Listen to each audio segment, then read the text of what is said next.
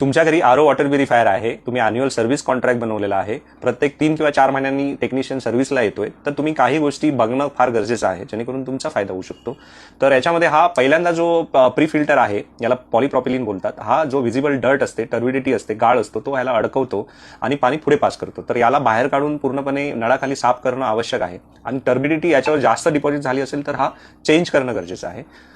पुढची जी स्टेप आहे ती सेडिमेंट आहे. सेडिमेंटची पोरोसिटी याच्यापेक्षा पण कमी असते. याच्यामधून जो गाळ सुटतो आणि पुढे जातो तो याच्यामध्ये अडकतो, त्यामुळे याला पण बाहेर काढून त्याने पूर्णपणे नळाखाली टॅपिंग करून रिव्हर्स फ्लो आणि डायरेक्ट फ्लो दोन्ही प्रकारे त्याने साफ केलं पाहिजे आणि परत जागेवर लावलं पाहिजे.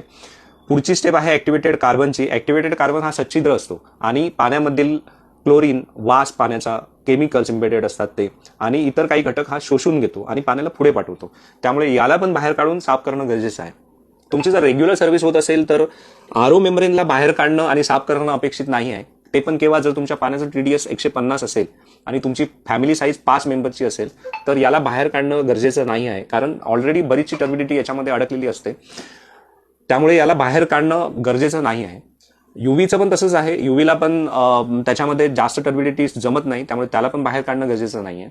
पण ज्यावेळी तुम्ही कॉन्ट्रॅक्ट रिन्यू करता आणि सगळे तुमचे कार्ट्रिज चेंज करून घेता त्यावेळी मात्र आरो हाऊसिंगला साफ करणं अपेक्षित आहे आणि तसंच युव्ही चेंबरला पण साफ करणं अपेक्षित आहे.